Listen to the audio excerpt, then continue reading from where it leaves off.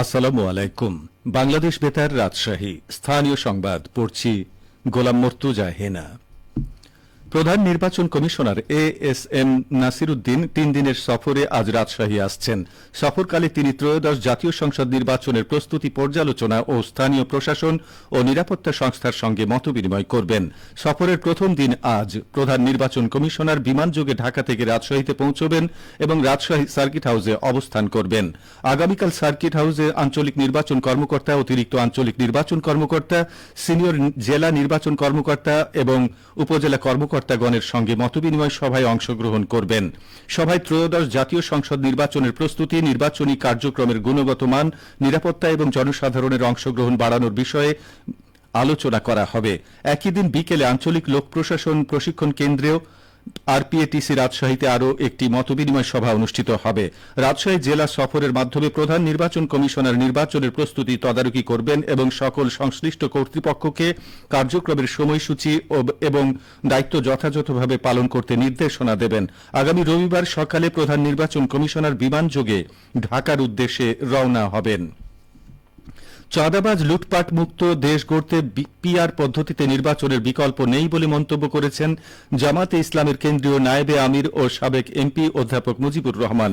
আজ দুপুরে রাজশাহী জেলা পরিষদ মিলনায়তনে মহানগর জামাতের সদস্য সম্মেলনে প্রধান অতিথির বক্তব্যে তিনি এসব কথা বলেন। অধ্যাপক মুজিবুর রহমান বলেন, বিগত ১.৫ দশক ধরে স্বৈরশাসক হাসিনা এদেশের মানুষকে জিম্মি করে তাদের ভোটাধিকার হরণ করেছিল। এই একদলীয় স্বৈরশাসন নীতির কাছ থেকে মানুষ আজ মুক্তি পেয়েছে। নতুন কোন জিম্মি দশায় মানুষ আর বন্দী হতে চায় না। এই দেশ থেকে চাঁদাবাজি আর লুটপাটের রাজনীতি বন্ধ করতে হলে পিআর পদ্ধতিতে নির্বাচনের বিকল্প নেই। রাজশাহী মহানগরী জামাতের আমির ডক্টর মাওলানা কেরামত আলীর সভাপতিত্বে অনুষ্ঠানে বক্তব্য রাখেন দলের কেন্দ্রীয় সহকারী সেক্রেটারি জেনারেল অ্যাডভোকেট এহসানুল মাহবুব জোবায়ের, কেন্দ্রীয় সাংগঠনিক সেক্রেটারি অধ্যাপক রফিকুল ইসলাম এবং রাজশাহী মহানগরী জামাতের সেক্রেটারি ইমাজউদ্দিন মণ্ডল। পাবনার সাঁথিয়ায় দিনব্যাপী ফ্রি মেডিকেল ক্যাম্প অনুষ্ঠিত হচ্ছে। আজ সকালে জামায়াতের সাবেক আমির শহীদ মাওলানা মতিউর রহমান নিজামী ফাউন্ডেশনের উদ্যোগে শুরু হওয়া এই ক্যাম্প চলবে বিকেল পর্যন্ত। ফাউন্ডেশনের সেক্রেটারি নিজামীর ছেলে ব্যারিস্টার নাজিবুর রহমান মোমেনের সভাপতিত্বে মেডিকেল ক্যাম্পের উদ্বোধনী অনুষ্ঠানে প্রধান অতিথি ছিলেন জেলা জামায়াতের আমির অধ্যাপক আবু তালেব মণ্ডল। উপজেলা জামাতের সেক্রেটারি আনিসুর রহমানের পরিচালনায় এ সময় আরও বক্তব্য রাখেন মাওলানা নিজামীর আরেক ছেলে ডাক্তার নাইমুর রহমান খালেদ, উপজেলা জামাতের আমির মোখলেসুর রহমান। ক্যাম্পে অভিজ্ঞ চিকিৎসকদের মাধ্যমে প্রায় সহস্রাধিক রোগীর বিনামূল্যে চিকিৎসা সেবা, রক্তচাপ ও ডায়াবেটিস পরীক্ষা, ব্লাড গ্রুপিং, নাক কান গলা গাইনি সহ স্বাস্থ্য পরামর্শ ও প্রয়োজনীয় ঔষধ বিতরণ করা হয়।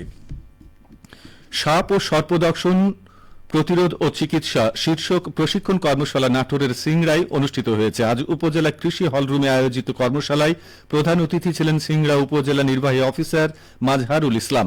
চলনবিল জীববৈচিত্র্য রক্ষা কমিটির সভাপতি অধ্যাপক মোহাম্মদ আখতারুজ্জামানের সভাপতিত্বে কর্মশালায় মুখ্য আলোচক ছিলেন বন্যপ্রাণী ও পরিবেশ বিশেষজ্ঞ মোহাম্মদ আবু সাইদ। চলনবিল জীববৈচিত্র্য রক্ষা কমিটির সাধারণ সম্পাদক মোহাম্মদ সাইফুল ইসলাম স্বাগত বক্তব্য প্রদান করেন।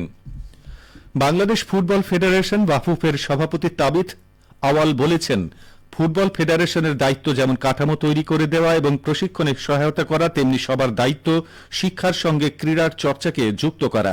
গতকাল রাজশাহী বিশ্ববিদ্যালয় স্টেডিয়ামে বেগম খালেদা জিয়ার ৮১তম জন্মদিন উপলক্ষে আয়োজিত উইমেন আন্তঃহল ফুটবল প্রতিযোগিতার উদ্বোধনী অনুষ্ঠানে তিনি একথা বলেন।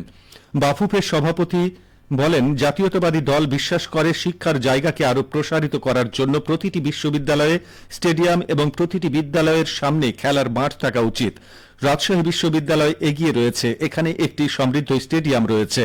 বাফুফে এবং জাতীয়তাবাদী দলের পক্ষ থেকে এই স্টেডিয়ামের আরও উন্নয়নে কাজ করা হবে। খেলার খবর দাবা।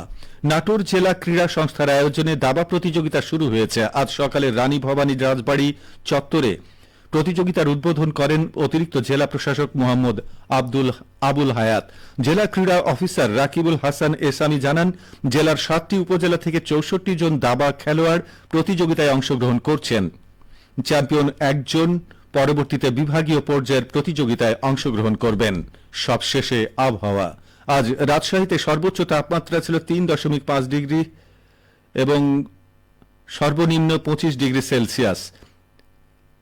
দুঃখিত, তাপমাত্রা ছিল 30.5 ডিগ্রি এবং সর্বনিম্ন 25 ডিগ্রি সেলসিয়াস। বিকেল 3টায় বাতাসে আপেক্ষিক আর্দ্রতার পরিমাণ ছিল 96%।